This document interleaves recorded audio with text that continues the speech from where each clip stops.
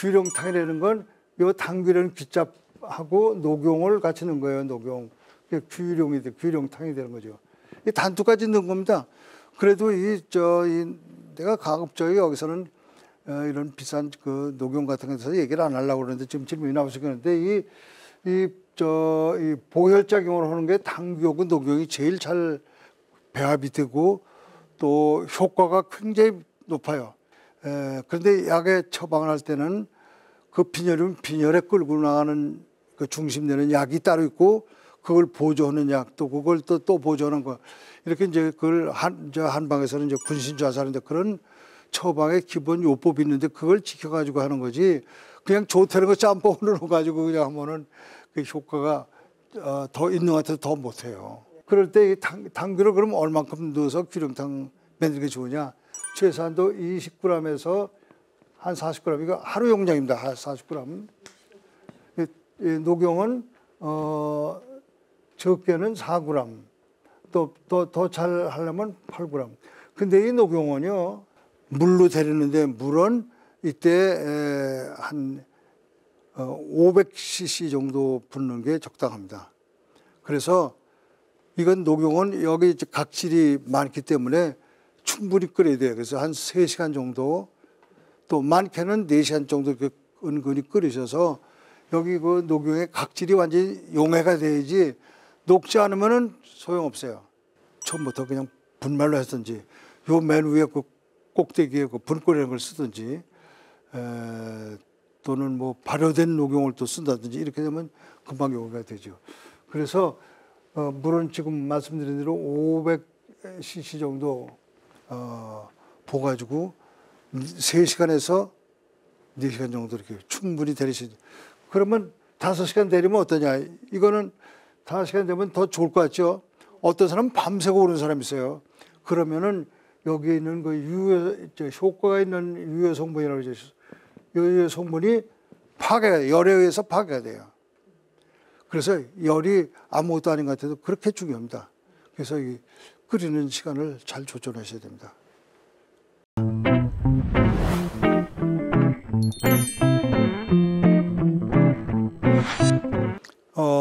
당귀 보혈탕이라는 게 있는데 이름이 참 멋있죠. 근데 이 당귀 보혈탕은 굉장히 여러 가지 약이 들어있는 것 같은데 당귀하고 지금 말씀드린 당귀하고 황귀 이 두 가지 들어있는 거예요.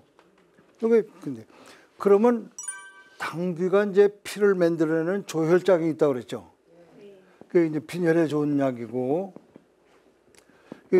또 빈혈에만 좋은 게 아니라 혈액순환을 굉장히 신속하게 하고 거기에 이제 그 유해 산소 같은 걸 분해시켜 주는 거 또 고주를 용해시켜 주는 작용이 또 가지고 있어요. 그런데 이 황귀라는 놈은 뭐냐? 황귀는 이건 보혈이 아니라 보기, 기운을 올려주는 약이래요. 보기. 소위 이제 에너지를 충족시켜주는 건데 피만 만들어가지고 안 되니까 이 황귀하고 같이 쓰면은 피도 만들어내고 기운도 솟구치는 그런 작용을 같이 가지고 있는 게 당귀 보혈탕이에요.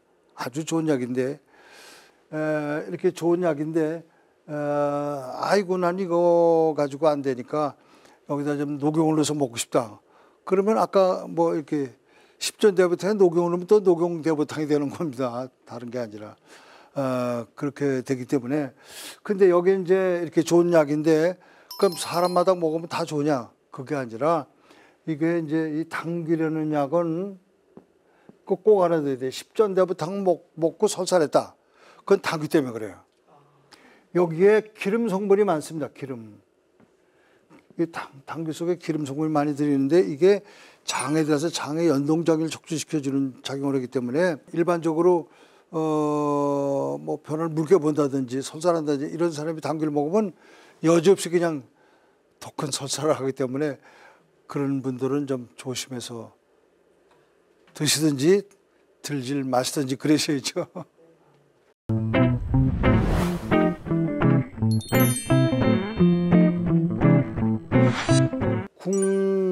궁귀탕이에요. 이거는 당귀하고 이거 천궁을 넣은 겁니다. 예? 그래서 이 두 가지 약인데 천궁하고 당귀 이 두 가지인데 이 당귀는 지금 보혈작용을 하느라 했죠. 그래서 빈혈에 좋고 천궁도 보혈작용을 해요. 그런데 요거 어떻게 다르냐면 피를 만들어만 주면 뭐래? 순환을 시켜야죠. 그 작용을 천궁이 하는 거예요. 항혈적이에요. 항혈이라고 그래요. 항혈. 항혈은 옛날 용어지만은 혈액순환을 촉진시켜준다 이겁니다. 그러면서 소위 이제 그 가는 모세혈관까지 혈액순환이 잘 소통이 돼야 되고 거기에 무슨 불순물이 있으면 그걸 용해시켜주는 작용을 천궁이 하는 거예요. 당귀가 하는 게 아니라. 이 당귀 보혈탕과 이 이제 군기탕에 대해서 용량을 말이죠. 용량. 이렇게 미끄러져. 용량은 대개 1대1로 하시는 게 좋아요. 또 이제 이것도 요령이 있어요. 난 빈혈이 더 심하다. 그런 분들은 이 당귀를 한 2배 이렇게 환기부터 더 넣을 수가 있고, 난 아주 그냥 기운이 떨어져서 못 살겠어. 이게 무력감 있고 식욕이 떨어지고 말할 기운도 없고 말이에요. 이런 분들은 환기의 용량을 좀 이렇게 배 정도 올려도 됩니다. 한 700cc에서 한 800cc 정도 이렇게 붓고, 이것도 이 당귀보다도 여기 환기가 좀 조직이 딱딱하다 그럴까? 섬유질이 많기 때문에 데리는 시간을 이건 3시간에서 4시간 이렇게 데리셔야 돼요. 근데 불을 세게 하면 안 돼요. 세게 하면 다 졸아붙는단 말이에요. 그래서 100도씨에서 일정하게 유지할 수 있도록 또, 그리고 이제 졸아붙는지 한번 보셔야 돼요, 또. 예, 군기탕은 천궁과 당귀라고 그랬죠. 이것도 1대1로 넣으면 좋습니다. 그래서 대개 이제 하루 용량을 하셨을 때 이걸 한 15g에서 20g까지 넣어도 괜찮아요. 책에는 이걸 한 4 내지 한 12g 이 정도만 돼 있는데 이렇게 넣으면 더 좋아요.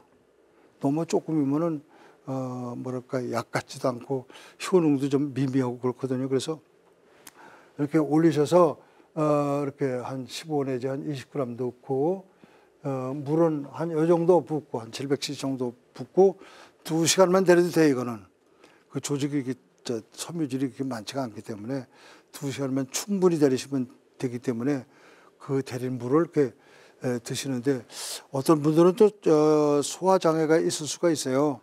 근데 그런 분들은 나눠서 드십시오. 한 번 이런 컵으로 이제 이런 이거보다 적은 컵으로 이제 하나 있을 때 이거를 2번 나눠서 드셔도 괜찮고, 그거를 이제 냉장고에 넣었다가 다시 드실 때는 따뜻하게 이제 데펴서 드시면은 이를테면 보혈작용을 상당히 강하게 이끌어줄 수가 있다.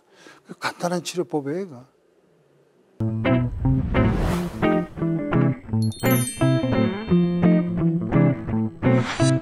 그 사람은 거기다가 이 육개가 뭐냐면 계피예요. 요거를 당귀를 3으로 했을 때 이 육개를 한 1 정도 비율로 넣고 이렇게 물은 같이 부어가지고 끓이시면은 이제 이게 아랫배가 소위 그 하복부가 냉증이 없어지면서 미생물이 이제 활성화돼서 설사를 그치게 할 겁니다.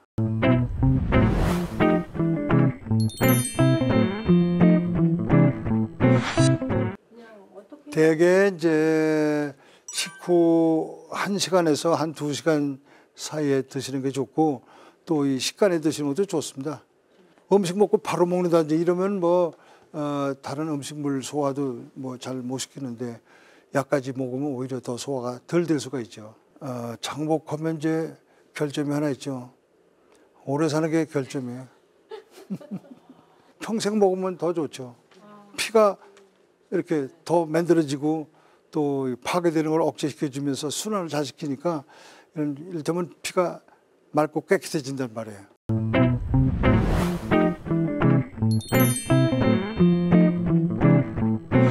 철분주사는 그게 이제 일테면 시효가 있잖아요. 지속 시간이 있잖아요. 그래서 지속 시간이 끝나면 또 마찬가지가 되기 때문에 저는 근원적으로 치료를 해야 마땅하다고 생각하기 때문에 아까 말씀드렸듯이 그 조혈 모세포 수를 증가시켜주는 그런 작용을 근원적으로 하려면은 이 당귀 또 뭐 천궁 뭐 숙주황 이런 걸 계속 드시면은 굉장한 그 뭐 이렇게 약의 지속 시간이랄까 치료 효과가 있어요. 그래서 이걸 드시는 게 더 값은 제가 잘 모르겠는데 근원적인 치료를 할 수가 있다 이렇게 확신합니다.